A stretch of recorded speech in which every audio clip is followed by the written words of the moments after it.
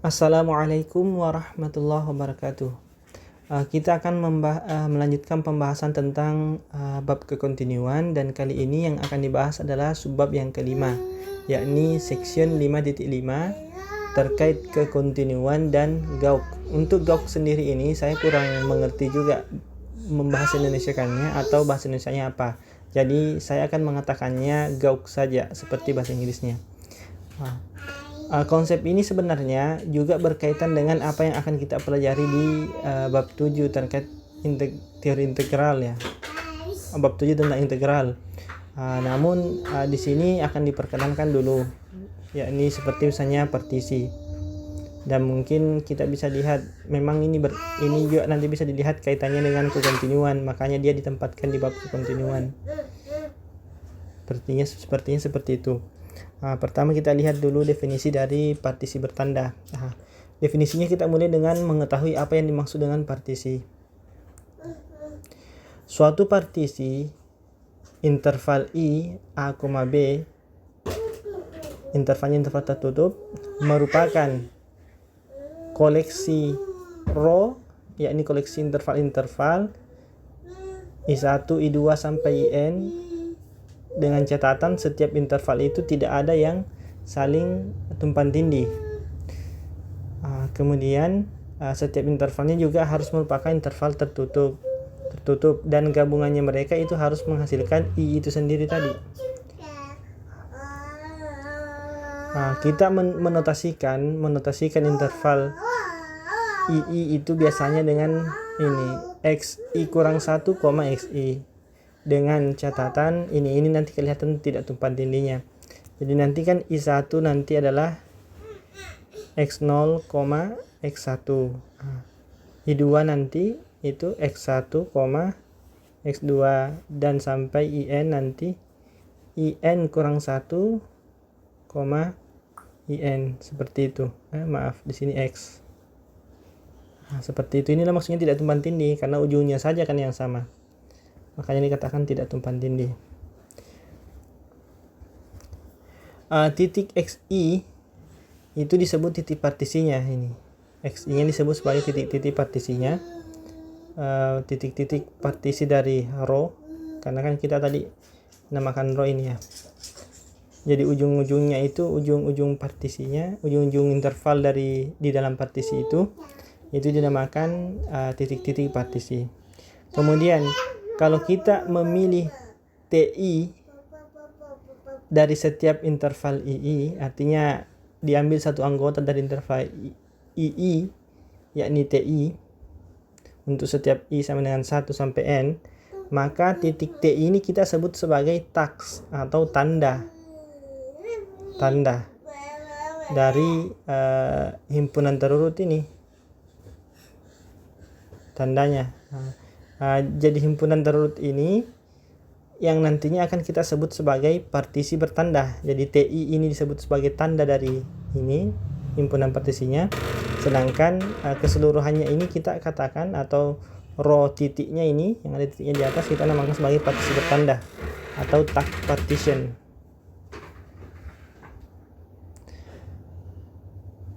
Untuk simbolnya sendiri ini nanti membedakan. Kalau kita tulis row saja berarti dia partisi biasa. Kalau kita tulis row dengan titik berarti dia partisi bertanda. Itu notasinya. Selanjutnya ada istilah fine partisi row yang fine. Partisi row yang fine. Jadi ada istilah partisi row yang fine. Itu mewakili dari ini panjang dari subinterval yang ada di dalam row.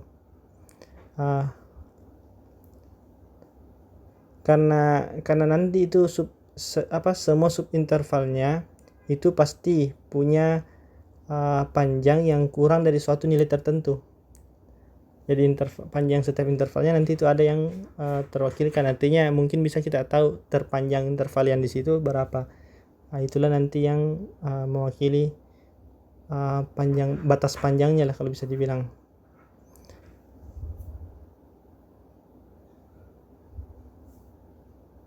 Selanjutnya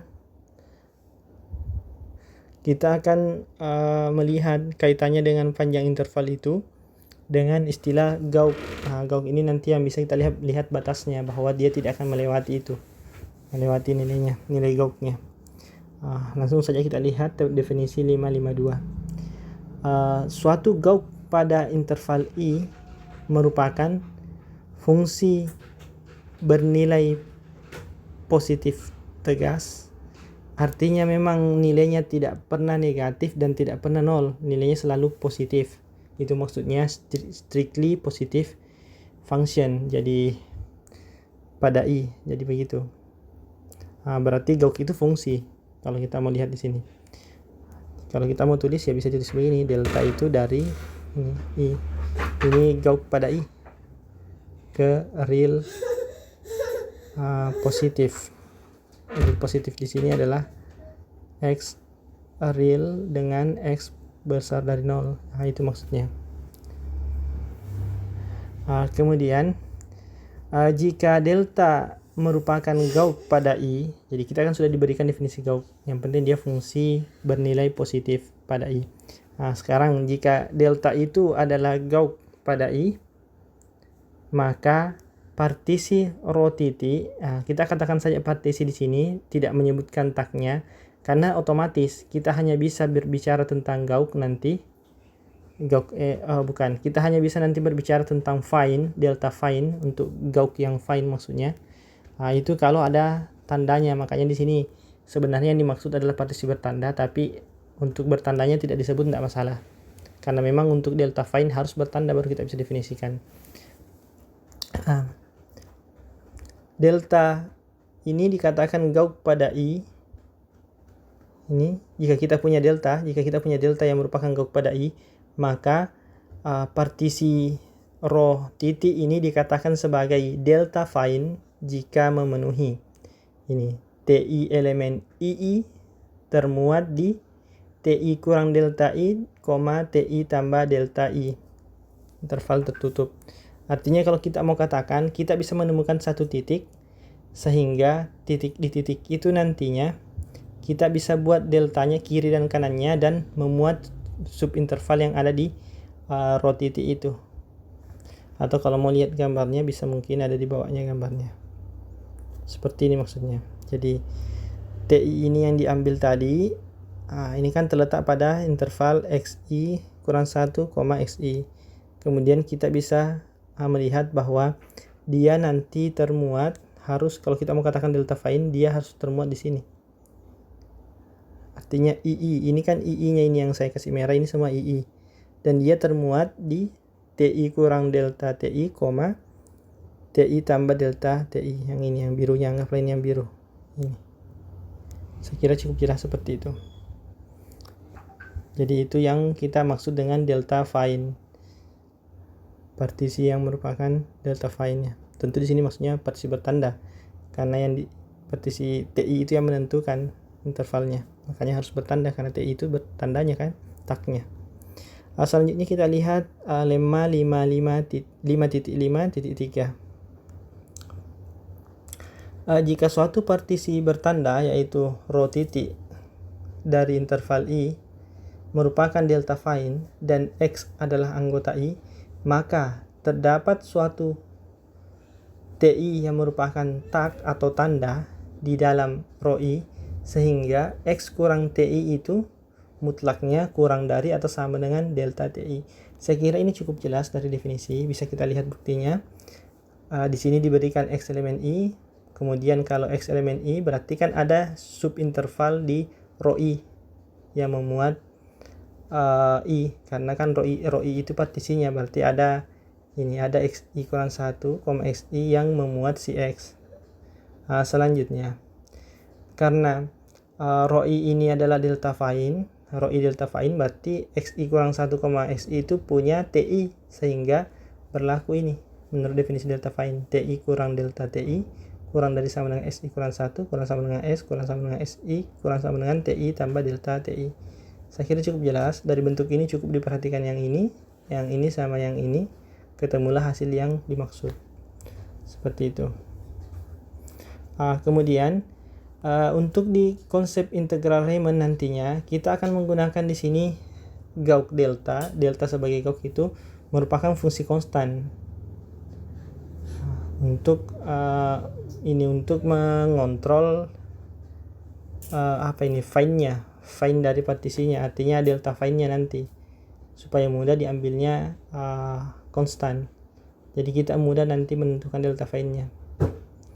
Sedangkan di teori integral Riemann yang diperumum itu tidak konstan yang kita gunakan gauknya, tidak konstan. Kadang malah kan bisa kita katakan umumnya tidak konstan yang digunakan.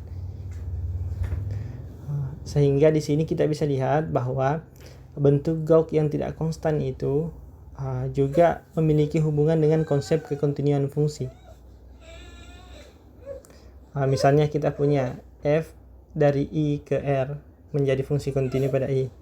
Maka kan kita punya ini, kalau kita punya epsilon besar 0, maka kan kita punya ini untuk setiap t elemen domain terdapat delta epsilon t besar dari 0 sehingga ini berlaku. Bukankah ini mirip modelnya dengan delta find? Atau mirip dengan delta find-nya.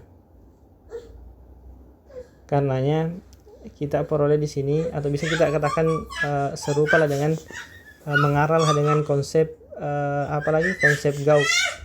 Karena delta epsilon didefinisikan ini selalu positif, berarti dia sesuai dengan definisi gauk. Makanya kita di sini ternyata gauk bukan kaitannya dengan ini tadi, dengan delta find. Karena definisinya positif, maka kita katakan delta epsilon ini adalah gauk pada i. Saya kira cukup jelas yang ini. Karena dia kan positif, kemudian dia membentuk interval-interval begini nantinya. Bisa kita lihat. Berikutnya kita akan melihat contoh 5.5.4. Di sini bisa dibilang diberikan beberapa sifat terkait dengan gauk atau mungkin delta find, partisi gauk yang find ya. Delta itu kan gauk find gauk apa bahasanya. Bagian pertama, jika delta dan gamma merupakan gauk pada i, jadi kita punya dua gauk yaitu delta dan gamma. Kemudian berlaku bahwa delta itu nilainya selalu lebih kecil atau sama dengan gamma untuk setiap x anggota i ini. Maka setiap partisi rho titik yang merupakan delta find juga pasti merupakan gamma find. Apa artinya? Kalau rho titiknya delta find, maka rho titik merupakan gamma find. Jadi saling berkaitan begitu. Bentuk ini kemudian kita bisa lihat kejelasannya dari definisi delta find itu sendiri. Nanti kan, tapi sebelum itu ini definisinya nanti delta find-nya. Tapi sebelum itu kita lihat dulu kaitannya dengan kaitan antara delta dengan gamma. Sebenarnya ini dimunculkan untuk menyesuaikan ke bawah sini, dan ini tidak ada aturan yang dilanggar. Ternyata kalau kita punya gamma yang lebih besar atau sama dengan delta, berarti kan delta minusnya gamma itu lebih kecil. Makanya diperoleh ini tandanya kecil. Kemudian kalau positif kan berarti lebih besar, berarti delta itu lebih besar daripada gamma itu lebih besar daripada deltanya. Apa akibatnya? Berarti kita bisa tahu langsung bahwa TI kurang delta TI, TI tambah delta TI yang ini itu termuat di dalam ini TI kurang gamma TI, TI tambah gamma TI. Akibatnya apa? Akibatnya kita langsung bisa mengatakan bahwa gamma ini merupakan gamma find karena memenuhi sifat seperti yang untuk ini, untuk gamma find dari rho i. Karena ini kan pasti delta find-nya dari rho i, dan ternyata nanti kan di definisi delta find kan nanti ada di sini. Ini nanti memuat i-nya ya, ii ceritanya. Dan itu otomatis nanti kita tinggal perhatikan ini TI dengan yang ini, maka kita bisa katakan gamma find gamma ini merupakan gamma find seperti itu. merupakan Gauss yang fine. Sekarang kita lihat contoh yang kedua. Jika delta 1 dan delta 2 merupakan Gauss pada I, dan jika kita definisikan delta X sama dengan minimum dari delta 1x, delta 2x untuk setiap x elemen I, maka dapat kita perlihatkan bahwa delta itu juga Gauss pada I. Silahkan dicoba yang itu tidak terlalu merepotkan juga. Kemudian karena kita tadi punya definisi delta itu adalah minimum dari delta 1 dan delta 2, maka kita bisa tahu bahwa delta itu pasti kurang dari atau sama dengan delta 1. Maka apa yang terjadi? Setiap deltanya ini, setiap delta fine, partisi delta fine juga merupakan delta 1.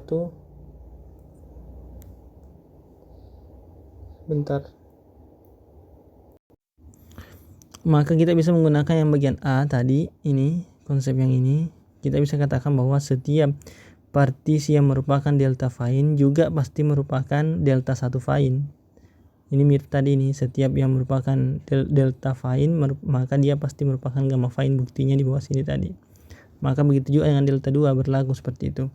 Untuk contoh yang ketiga, ini kita berikan bentuk delta, fungsi delta yang lebih spesifik. Misalnya kita definisikan deltanya itu pada interval 0,1 dengan pendefinisian 1/10 ketika x-nya 0 dan 1/2x ketika x-nya lebih dari 0 dan kurang dari sama dengan 1. Tentu ini kita bisa temukan bahwa nilai deltanya selalu positif tegas, dalam arti selalu tidak negatif dan tidak 0. Makanya dikatakan delta itu pasti Gauss. Kemudian ketika kita mengambil t-nya antara 0 dengan 1, maka bisa dipastikan bahwa bentuk dari interval t kurang delta t, t tambah delta t itu seperti ini. Nah, untuk semua bentuk ini, bentuk interval seperti ininya, tentu tidak ada yang memuat 0 di sini, tidak ada yang memuat 0. Sehingga pada partisi bertanda ρ I yang merupakan partisi delta fine, kalau kita mau masukkan dia sebagai partisi delta fine dari I, maka hanya ada satu subinterval di ρ I yang memuat 0, yaitu dengan 0 sebagai tandanya sendiri. Jadi haruslah 0 yang menjadi tandanya sendiri supaya ketemu dia sebagai anggota subinterval tertentu. Atau bisa kita katakan memang cuma satu kemungkinan untuk tandanya, mesti 0 yang menjadi tanda. Akibat dari bentuk ini tadi, kan ini tidak pernah 0 ini, seperti ini berapapun t-nya. Selanjutnya contoh yang ini, yang bagian D-nya.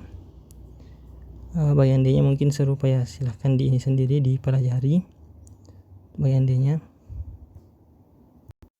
Untuk contoh yang D ini yang bisa dipelajari sendiri, itu sebenarnya agak mengarah juga ke C. Kalau ke C tadi 0-nya saja yang mesti menjadi tag supaya dia termuat di subinterval dan menjadi delta fine. Untuk yang gamma ini dia mesti 1 dan 0-nya.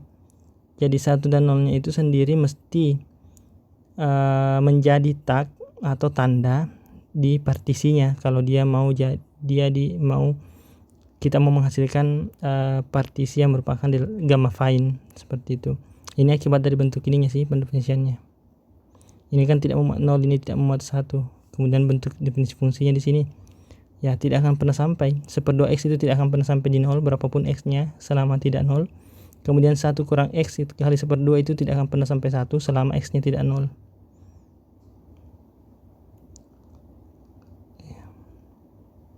Mungkin kurang lebih seperti itu, atau ya 1 kurang 1 0 ya, tidak pernah 0 kan. Kemudian kalau satunya itu sendiri 1 ya, agak repot juga. Silahkan diselidiki kembali. Kemudian yang selanjutnya ada konsep apa ini? Keberadaan dari partisi yang merupakan Gauss fine atau delta fine. Dari contoh-contoh di atas belum diperlihatkan bahwa sebarang delta yang merupakan gauk itu menjamin dia merupakan partisi yang delta fine. Jadi kalau kita temukan kita temukan delta yang merupakan gauk, tidak dijamin bahwa dia adalah partisi delta fine atau berpasangan dengan delta fine. Selanjutnya kita akan menggunakan sifat-sifat supremum di bilangan real untuk memeriksa keberadaan partisi delta fine. Teoremanya 5.5.5, jika delta merupakan gauk yang didefinisikan pada interval A, B ini, maka terdapat suatu delta partisi delta fine dari A, B. Artinya bisa kita temukan suatu row ini, row titik yang merupakan delta fine, partisi delta fine seperti itu. Nah, sekarang kita misalkan E sebagai himpunan semua titik X elemen A, B dengan sifat X itu termuat dalam suatu partisi delta fine atau jadi dengan definisi E itu adalah himpunan X anggota AB sedemikian sehingga A, X merupakan partisi delta fine. Partisi delta fine atau merupakan subinterval dari suatu partisi delta fine, kalau mau dikatakan seperti itu. Di sini kita pertama melihat apakah betul E tidak kosong, karena kalau kosong kan berarti sia-sia mendefinisikan himpunannya. Sekarang kita lihat himpunan E ini tidak kosong karena pasangan A, X, A itu merupakan partisi delta fine dari interval A, X ketika X-nya berada di antara A, A tambah delta A. Ingat, delta A ini nilainya kan positif, berarti A, A tambah delta A ini pasti ada elemen lain selain A, makanya kita katakan X elemen ini. Katakanlah X ini elemen ini, sehingga kita bisa jamin bahwa nantinya ini memuat si X, A, X, makanya dikatakan dia sebagai partisi delta fine. Dan tentu di sini yang dimaksud adalah X yang kurang dari sama dengan B, karena kalau keluar dari situ ya kita keluar dari pembicaraan. Makanya tentu di sini harus juga dikasih syarat X kecil sama dengan B. Kemudian karena kita punya pendefinisian E yang demikian, maka pastilah E itu termuat di A, B, dan akibat selanjutnya adalah E juga terbatas karena A, B kan terbatas. Karena dia terbatas, menurut kelengkapan di real, maka dia punya supremum. Kita katakan U sebagai supremumnya. Jadi kita sebut U sebagai supremumnya. Kemudian kalau U sebagai supremum, berarti kan berlaku sifat ini. A kecil sama A kurang dari U kurang dari sama dengan B. Saya kira ini cukup jelas. Kemudian kita tinggal menunjukkan dua hal. Yang pertama, U itu termuat di E. Yang kedua, U itu sama dengan B. Kalau U terletak di E, kemudian U juga sama dengan B, berarti kan A, U kan? A, U berarti sama dengan A, B. Berarti ini merupakan row yang kita temukan nanti di situ merupakan delta fine, partisi delta fine bagi A, B. Seperti itu. Berarti targetnya ada dua. Yang pertama ini, yang kedua ini. Pertama kita buktikan untuk U pasti elemen E. Karena U dikurangi delta U itu selalu kurang dari U, di mana U supremum E, maka menurut konsep supremum pasti kita bisa temukan anggota E, sehingga anggota E itu terletak antara ukuran delta U dan U. Inilah maksudnya, katakanlah V. Selanjutnya, karena V itu sendiri adalah elemen E, berarti kan dia terdapatkan partisi delta fine yang memuat A, V menurut definisi tadi kan, menurut apa yang kita berikan di E. E itu kan notasinya seperti itu tadi. Sehingga kita bisa jamin bahwa terdapat ini, katakanlah row 1 titik partisi yang memuat yang merupakan delta fine yang memuat A, V atau partisi delta fine dari A, V. Kemudian kita misalkan lagi rho 2 titik sama dengan rho 1 titik digabung dengan pasangan partisi V, U dengan U. Maka kita peroleh hasil bahwa nanti ini rho 2 ini titik juga merupakan partisi delta fine dari A, U. Menurut definisi E berarti U itu haruslah anggota dari E karena ada interval yang memuat U sehingga dia merupakan partisi delta fine. Tadi kan definisinya seperti itu ini. Kalau untuk melihat itu gunakan yang ini. Ini kan sifatnya U kurang delta U kurang dari V kurang dari U. Tentu ini kurang dari U tambah delta U. Saya kira ini cukup jelas. Akibatnya apa? Interval VU ini. Interval VU pasti termuat di sini. Interval ukuran delta U, U tambah delta U. Dengan kata lain berarti ini termuat pada satu partisi delta fine sehingga rho 2 gabungan antara rho 1 titik dengan yang terakhir tadi U, V, U itu pasti membentuk suatu partisi gauge fine atau delta fine dari AU. Apa akibatnya? Menurut definisi E berarti U itu elemen E. Ya, kita sudah selesai di U elemen E. Tinggal yang kedua, bagaimana membuktikan U sama dengan B. Untuk melihat bahwa U sama dengan B, di sini kita perhatikan apa statusnya U, apa statusnya B. Asumsinya tadi E itu dibentuk sedemikian sehingga pasti tidak keluar dari ini.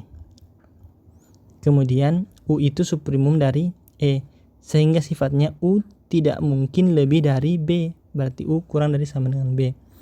Andaikan kita punya U kurang dari B, jadi kita mau pakai kontradiksi. Nanti temukan kesalahan sehingga yang diperoleh nanti haruslah tidak benar bahwa U kurang dari B, berarti haruslah sama kan? Andaikan U kurang dari B, kita pasti bisa menemukan W elemen AB dengan sifat W terletak antara U dengan ini U tambah delta U. Saya kira cukup jelas yang itu karena kan U nya kurang dari B. Jadi seperti ini modelnya, ini A, ini B. Kalau U kurang dari B ya mending U nya kira-kira di sini, berarti kan ada W di sini. Atau sebelum kita temukan W nya sebenarnya lebih tepatnya begini, ada kan pasti delta U ada karena didefinisikan di awal delta adalah gauge. Berarti delta U itu ada, katakanlah delta U itu seperti ini jaraknya. Berarti W-nya ada di sini. Seperti itu. Ini. Sehingga U kurang dari W kurang dari U tambah ini. Ini U tambah delta U, seperti itu. Kemudian jika Q1 titik ini, Q1 bagus yang pakai titik ini merupakan partisi gauge fine delta fine dari A, U. Kenapa kita bisa jamin bahwa dia ini A, U dia punya delta fine? Karena tadi kan U sudah dibuktikan elemen E, sedangkan pendefinisian himpunan E adalah semua anggotanya harus punya partisi delta fine. Makanya dijamin ini ada. Kita namakan sekarang adalah Q1 titik. Q1 nya pakai Q bagus. Kemudian kita misalkan lagi seperti tadi, Q2 titik itu sebagai gabungan Q1 titik dengan U, W, U. U, W, U berarti U, W berarti dari sini ya. Kalau dari sini sampai W nya di sini. Kemudian maka kita peroleh Q2 ini juga nanti merupakan partisi delta fine dari A, W. Jadi dia juga merupakan partisi delta fine. Cara melihatnya seperti tadi, seperti yang kita lakukan di tahap pertama.